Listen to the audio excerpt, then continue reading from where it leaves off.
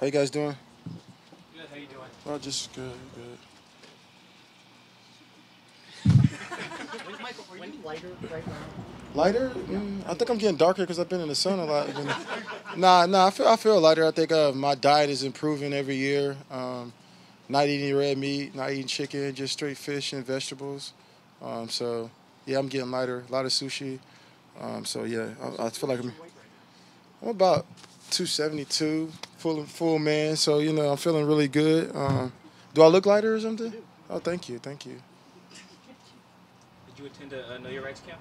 Yeah, I did. I mean, I've been working with Kaepernick on a lot of different things, talking to him a lot, and working on different projects with him. So, yeah. So, just yeah. Where was the camp at? I didn't go to the camp. I just went to work with him and did some things with him on the side. And the camp in Chicago, I was supposed to go, but I ended up having to do something else. So, but other things I've been working with him on and talking to him quite often about different issues around America and just different things of working with him.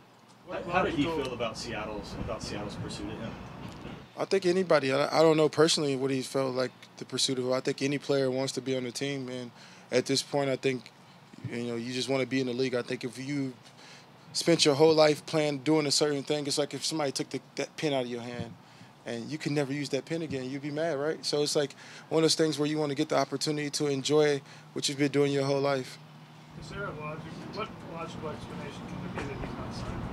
There is no logical explanation. Obviously, there's the elephant in the room why Kaepernick is assigned, and most people know why. I think I've said this several times, and I'm not afraid to say it. But I think race in politics and sports is something people don't want to hear about, nor do people want to be a part of. I think if you bring the issue of oppressed people onto a stage where there's millions of fans watching, you bring up dirty little secrets, and I think a lot of people don't want to hear that. People just want to see people score touchdowns and make big hits. They don't want to hear about people getting killed by the police or people being gentrification, women's rights issues. Nobody want to hear about that. Standing Rock, nobody wants to hear about that. People just want to hear about athletes playing the sports. I mean, but in this generation, athletes are supposed to use our platform to make change. And what we're supposed to do when we're part of America, we're supposed to just stay in our homes and not speak up on issues. No, I think it's different. I think we're supposed to go back and continuously bring up the issues and continuously inspire the youth that look up to us. And I think that's our job as athletes, and that's our job as a human being. I think a human right issue is everybody's problem. Every issue with dealing with race is everybody's problem. I think every issue dealing with women's rights is everybody's problem. So until everybody feels like it's a problem, then it's going to continuously be a problem. How do you think this reflects the league, the fact that he hasn't gotten a contract? I think it just reflects on the state of the league. I think the league is built on middle America, and most of middle of America is predominantly a white crowd, and that's just the truth of it. I think race is not something that the NFL wants to be a part of or get behind. But the league is predominantly African American. So the issue of what he's dealing with is what we're all dealing with. We all come from the inner city, or we've been a part of communities where we felt like we've been judged because of the color of our skin, or the way who we like, or if a woman, any issue to deal with, we all have been dealing with somebody in our family. Michael, your team obviously took a look at him, and some thought he was going to sign here. I mean, those factors you just mentioned, do you think they were a factor in the Seahawks not signing him? I don't know what the factors into what the Seahawks signed him. I know the Seahawks were the only team that stepped up and even gave him an opportunity to do a field. So that says a lot about the organization. I think our organization is built around community. I think if you look at the way that the Seahawks move, you look at the way that our team moves, you look at the people that work for the building, and this organization is built around community. So I'm not surprised that the Seahawks wanted to look at Kaepernick or give him the opportunity to even try out. Pete Carroll essentially said that, hey, Colin Kaepernick is a starting quarterback. Seattle obviously has a starting quarterback, and whether it's the money or what have you, that it just wasn't going to be the right fit for those reasons. Is that something that you accept, or do you still feel like you've been on record as saying that you think that he should have signed here, or you would have liked him to sign here? I think I've about Pete Carroll's statement. I think that's what his opinion. I think his opinion is his valid opinion. He is the head coach. He is the leader of the organization when it comes to picking players. If he feels that this is not the right situation because if we have a starting quarterback, then that's his choice. I think he's able to have that choice. He's shown that he's of a winning pedigree, and he makes sure he wants to not have that competition behind his quarterback. I think it's justifiable. But so that's how I feel. You heard everything Richard just said about sort of what's been out there about the team. I kind of listen. I don't really listen to Sherman, but yeah. But go ahead.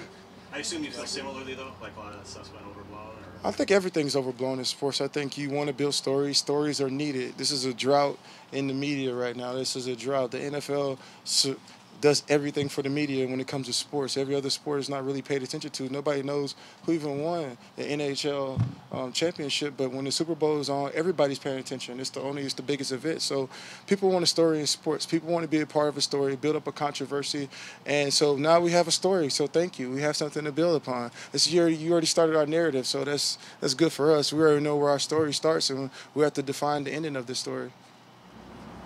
How was the food at Russell's house? The food was great. I like Russell Wilson. I've always liked Russell Wilson. I think Russell Wilson is a phenomenal human being, not just as an athlete, but a leader in the community.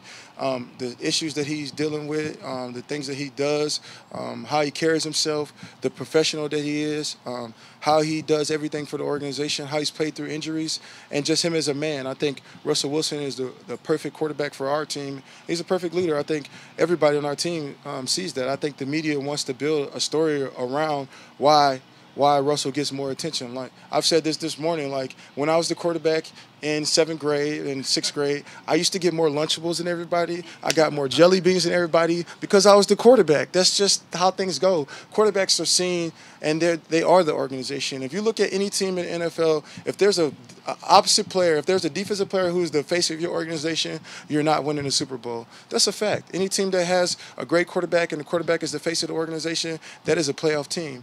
You can't show me any different. So I think everything he gets, he deserves. And I think everything I get, I deserve. So let's go. Why do you choose not to come to the team? Why do I choose? I like to be a parent. I got daughters. I'm a coach. I'm a teacher at the school. I do stuff in the community. I try to balance my football life with my actual reality. So to find that great balance as a human being, I feel like it's important to athletes to find that. I think a lot of times athletes have a problem when they retire because they build their identity around the sport. And so when the sport is gone, you are lost. So along this way, you got to transition yourself to be able to live in civilization. So find different things that you could be a part of. Find out who you are. I mean, so that's why I do what I do. I mean, I train harder than anybody in the NFL, so I'm not worried about being in shape or being the best player I could be. What I am worried about is how good of a parent I could be and how much better of a husband I could be. So those are things that I focus on when I'm off season. Were some of those books gifts, or is that your entire summer reading list? Oh no, that was my publisher for my book. They just gave me a whole bunch of different books. I was speaking in Chicago, and the publisher happened to give me a whole bunch of books. And some of the authors that I'm a fan of, they wrote me some books, so it was good. How's your book going? My book is going pretty good. It should be out maybe December, January, so almost finished. So we'll see. Do you feel like the title kind of proves the point of the book? I think the title is just a title to start a conversation so people can, want to read. I mean, I think the book I'm focusing on is issues that I see that are important in America, and that are my view. My view is an opinion. Everybody's view is an opinion, and this is my story. This is my journey.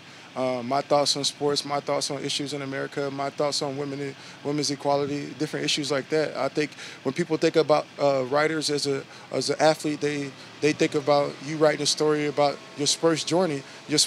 Mine is more about reflection of America in its past and its time. So sort of like Kareem. Those are my idols when it comes to sports. What's the title of the book? Things that make white people uncomfortable. How long have you been working on that? About 5-6 months. Have you been working with anybody on it? Or Yeah, I've been working with Dave Zorin, so it's going to be really good. It's going to be really good when it comes out.